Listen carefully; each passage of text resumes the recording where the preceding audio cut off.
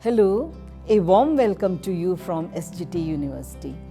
I am Dr. Asha Gandhi, Faculty of Medicine and Health Sciences.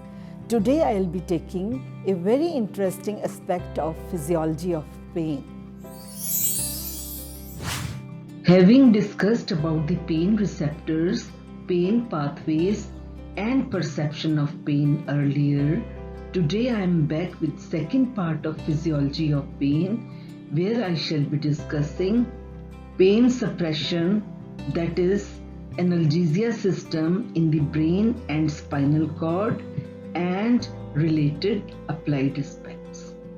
Our body has inbuilt systems for reducing the intensity of perception of pain, and these can be explained by some very well-known facts. The soldiers who are wounded in the heat of battle may feel no pain until the battle is over. This is called stress-induced analgesia. Day-to-day practical experiences are there, like giving pressure or shaking injured areas decreases pain of injury. Another example is acupuncture, which is used for more than 4,000 years for relief of pain. Next is applying counter irritants or liniments on the skin over an area of inflammation to relieve pain. Old-fashioned mustard plaster works on this principle. That means pain transmission and perception are subjected to modulation or inhibition. Now, I'll be talking about gate control theory of pain. Pain can be suppressed in the dorsal horn of the spinal cord before the stimuli are sent to ascending spinal tract, and this can be explained by gate control theory of pain. Two scientists, Melzack and Wall, in 1965 gave gate control hypothesis of pain. They proposed that dorsal horn of the spinal cord may be viewed as gate through which different sensations are entering the spinal cord along with the pain sensations. In dorsal horn of the spinal cord, A delta fiber transmit fast sharp pain and C fibers transmit chronic slow pain. Stimulating large A beta fiber afferent of same segment from which pain impulses are coming, the pain transmission in second order neuron is reduced. This first diagram of neuronal network in the dorsal horn shows that C fibers carrying pain impulses from periphery synapse on the second order neuron, and at the same time these C fibers via collateral inactivate the inhibitory neuron, due to which strong pain impulses are passed to the brain via the second order neuron, and in this way the gate is open for pain transmission. In this second diagram, the A beta fibers, when stimulated by mechanical stimuli such as touch and pressure from the same segment from which pain impulses have been initiated, on their way via the collaterals stimulate the inhibitory interneuron, which then inhibit the second order neuron of pain pathways. In this way, the gate is closed for pain transmission and pain perceived by the brain is reduced. Thus, gate control theory emphasizes modulation of pain at dorsal horn by simultaneous stimulation of large A beta fiber afferents by touch and pressure from same segment in which pain has initiated, which closes the gate for pain transmission in the dorsal horn at substantia gelatinosa rolandi by presynaptic inhibition, and thus resulting in decrease in pain impulses reaching the ascending pain pathways. Thus, gate control theory explains why simple maneuvers like rubbing the skin near painful areas, counter irritants or liniments applied on skin for muscle aches, sprains or arthritis, massage, pressure applied on the area, are often effective in relieving pain to some extent.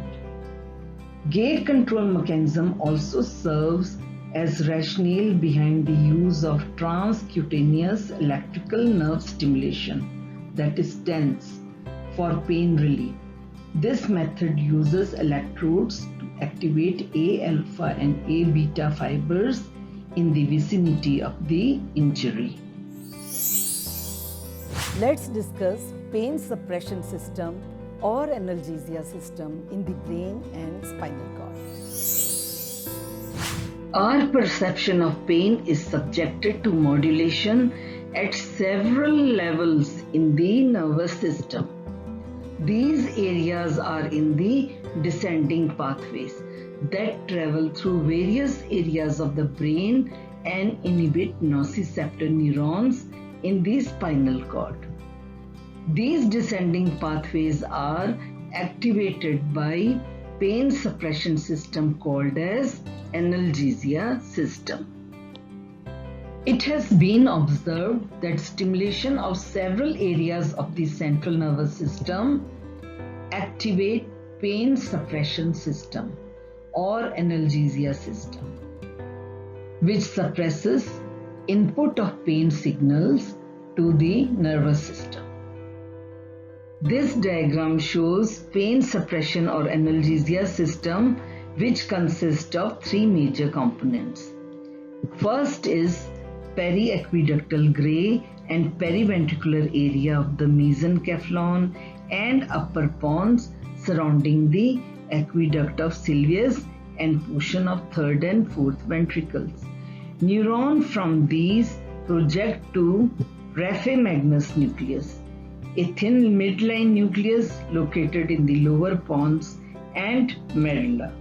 From these nuclei, second order signals are transmitted down the dorsal lateral column in the spinal cord to a pain inhibitory complex located in the dorsal horn of spinal cord. At this point, the analgesia system can block the pain which is coming from the periphery before it is relayed to the brain. When periaqueductal gray is stimulated, its neuron liberate enkephalin and stimulate the raphe magnus nucleus. The neurons of the raphe magnus nucleus are serotonergic. These serotonergic neurons which secrete serotonin project to dorsal horn, which lead to inhibition of pain transmission by activating enkephalin secreting neurons, which ultimately causes pain suppression. How the pain inhibition occurs in the dorsal horn of the spinal cord is not yet known. Probably enkephalin, which is an endogenous opioid and secreted by the interneuron in the dorsal horn, is believed to cause both presynaptic and postsynaptic inhibition via the opioid receptors of incoming pain impulses at substantia gelatinosa, where they synapse in the dorsal horn, leading to decrease in release of pain neurotransmitter and impulses in the pain pathways. This supraspinal inhibition causes presynaptic inhibition, probably by blocking calcium channels at substantia gelatinosa rolandi in dorsal horn of the spinal cord. And analgesia or pain suppression lasts for many minutes or even hours. This analgesia system can also block pain at reticular nuclei in the brain stem and intralaminar nuclei of the thalamus, which receives chronic suffering type of pain by ascending slow pain pathways. Now, question arises how periaqueductal gray, which is main component of pain suppression, is stimulated for pain suppression. Periaqueductal gray is stimulated by somatosensory cortex, collaterals from dorsal column fibers and pain pathways as they ascend up to the brain, circulating enkephalins and dynorphins, fibers from amygdala of limbic system which recognizes stressful stimuli, fibers from periventricular nuclei of the hypothalamus and medial forebrain bundle, and fibers from reticular formation. Discussing about alleviation of pain in relation to pain suppression system. Important part regarding pain is alleviation of pain, which is of considerable interest to health professionals. Artificial stimulation of the inhibitory pathways is one of the newer techniques being used to control pain. Electrodes are placed stereotaxically in appropriate intralaminar nuclei of thalamus or in periventricular or periaqueductal area of diencephalon. The patient can then personally control the degree of stimulation. Stimulation of dorsal column fibers often produces analgesia through release of endogenous opioids, that is enkephalin at substantia gelatinosa. The effect is sometimes made use by neurosurgeons to provide therapeutic pain relief. Acupuncture, by placing needles at acupuncture points, probably triggers release of endogenous opioids, thereby inhibiting pain sensation. Placebos, which are tablets having no active medicine, commonly given for psychological satisfaction of the patients, appear to be capable of producing release of endogenous opioids. Stress-induced analgesia is also mediated by release of endogenous opioids. Let us recapitulate. Contribution of Melzack and Wall in relation to pain. Gate control theory of pain. Which part of spinal cord is viewed as gate? Dorsal horn. Stimulation of which fibers from same segment where pain is initiated reduces pain transmission? Large myelinated A-beta fibers. Relation between stimulation of periaqueductal gray and pain.